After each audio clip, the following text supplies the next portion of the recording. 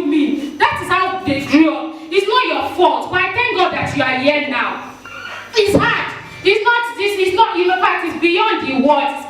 Love is action, and love is selfless. When I mean love is selfless, love, it will pain you. When Jesus was dying on the cross, you think it wasn't paining him? But Jesus decided to look beyond what they were doing.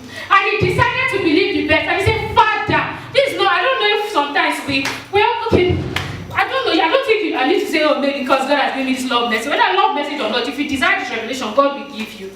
You know, you need to enter into, without empathy, you cannot really know love. You need to enter into what Jesus was feeling. I mean, I don't even know if we will be able to get 20%. These people were spitting, blowing, slapping, nailing. Do you know what he said? He said, Father, forgive them, for they don't know what they are doing. No, so what has happened to you? And the truth is, to some people, I know a lot of things have happened to a lot of people. Different people have different stories. But it's not worth it. I don't think that what has happened to Jesus has happened to you. So what's the problem? Why are you holding that unforgiveness? The unforgiveness is not going to take you anywhere. And if you want to truly live out the love culture, you need to really die to self. When I mean die to self, you need to choose every day to put Jesus as your number one and to choose his way. Many times his ways are going to seem foolish.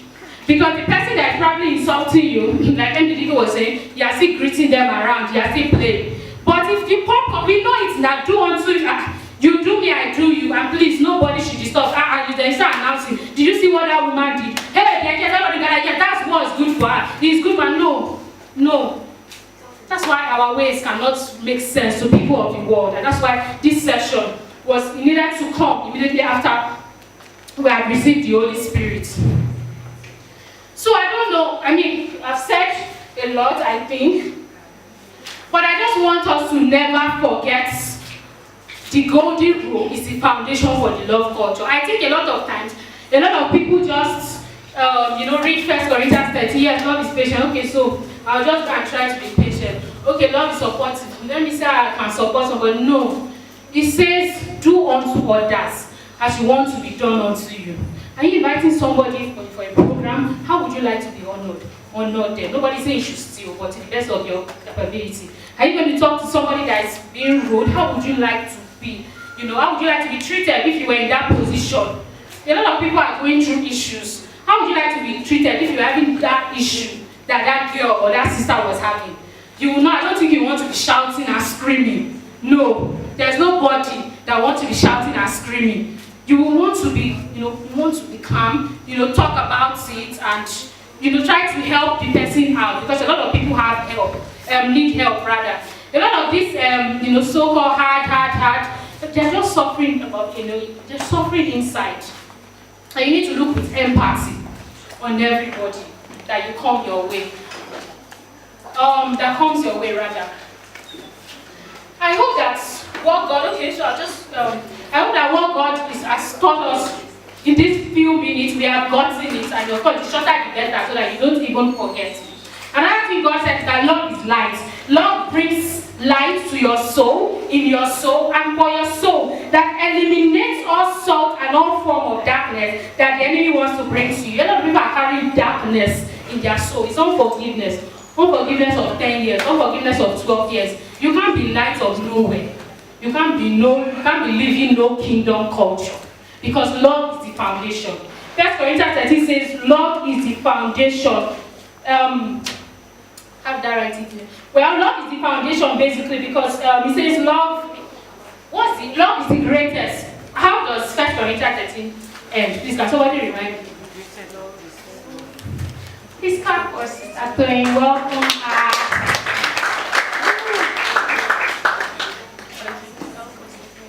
Okay, so how does 1 Corinthians 13 end? Do we remember? Okay, to show that we are following now, somebody should tell me the last verse of 1 Corinthians 13.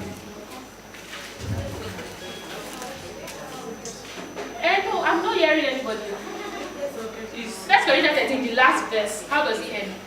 That the greatest of all the gifts are love. Okay, but it's not a complete now. Hope, faith, and you people do not add that or just laugh. But anyway, the point is the greatest of all this is, love. Love is the greatest. So what the Holy Spirit revealed to me that when you say something is great, you automatically, you may not be doing it consciously, but when you say something or someone is great, you automatically put that person as a model and as a standard. And that is exactly what 1 Corinthians 13 is. When you say somebody is great, people want to model their life after that person. So when we say love is the greatest, it means every single thing that we do should be modeled after love. It should be modeled in love. Love should be the foundation. You can start business, you can jump off speaking in tongues, you can somersault.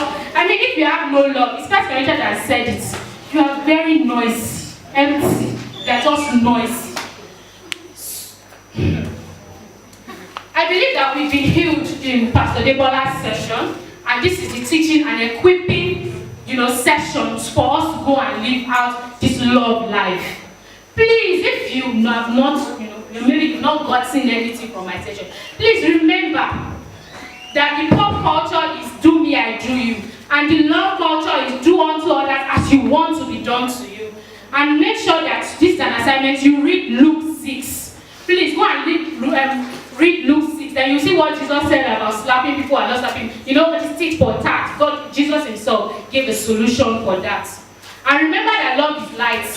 Without love, you cannot shine. I'm sorry. It doesn't matter what school you read, whatever you've got, certificate. If you don't have, without love, without forgiving, you cannot really shine your lights. And I said it, and it's true. I don't know if you've heard it in many places. Love is hard. But daily, that's why you should ask God. And that's why you have the Holy Spirit. What Jesus did on the cross was not something simple. We didn't just say, let me just go to the cross. One part of the Bible, oh God. He said Jesus was praying before he was crucified. What was dripping was like blood. I think we should enter into the period. Let's go back to the part before Jesus was crucified. It will help us understand true love. Jesus, if it was possible, he would not have done. Love is hard, so it's going to be hard for you. Because Jesus, your model, he has shown the way, not stuck the way. It's not he has shown the way. So you must follow if you choose him. If you're going to choose the kingdom life, you are going to follow. Jesus, I follow, okay? Yes. I was reading Philippians, what was in the Message translation. And Paul was saying we should not. We was talking about how, yes, when we get our results from God, we should also have been very happy when we join in the suffering. Maybe if I find it. He was we should not take the suffering, and we should be happy. The Message translation, Philippians or so, yeah, it should be Philippians. And I'm looking at it like, but it's true. So why do you want to take the enjoyment and leave the suffering? That's what I don't know which speaker I was talking about. Okay, Sister Milola. You want to have money, you want to do private jet, you want to be popular, you want to be a magazine. So you don't want to take the suffering. My sister, they will talk about you. They will say what you're saying is rubbish. They will insult you. They will talk about your ministry. They will do all sorts. But you will go back and you will greet them. Good afternoon, sister. I still love you. That is the love culture. I think that is all. I think that's all. I just stop there. Let's read the love confession so that we can move. What's the love confession? Okay, so please just read it. So I don't want it to be like, okay, we just done. We just started reading the love confession. Please, as you are reading it, let it be that you are taking it personal. I think that's the best word. You're taking it personal. Do you understand? And I know a lot of people here, they've done things to people that they would not have liked to do to themselves. Everybody has done it. Okay? So God has forgiven us. And as we confess this now, we are transformed. We are renewed, and we are going out as new breed. Philippians said, like a breath of fresh air. That's how we are going out now. That's what this conference is for. It's not for pictures and that one is bonus. Or like a jara, it must come with it, but that's not the point. Okay, let's take the confession. I am kind and patient, never jealous, boastful, proud, or rude. I am not selfish or quick-tempered. I do not keep a record of wrongs that others do. rejoice in the truth, but not in evil. I am always supportive, loyal, hopeful, and trusting. With love, I can never fail. In Jesus' name.